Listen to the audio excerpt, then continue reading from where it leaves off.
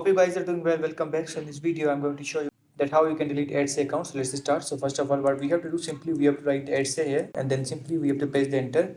And after pressing the enter, as you can see, they have provided the steps here. You have to follow these steps, and after that, you can also open this official link which is provided by the ads. And after that, you can check out the details here. Go to ads.com and sign into the account that you had like to close and delete. And second step is in account settings, select privacy, and the third step is choose request deletion of your data under permanently close and delete your Etsy account. And the fourth step is check your email for a message with instruction for completing your deletion request.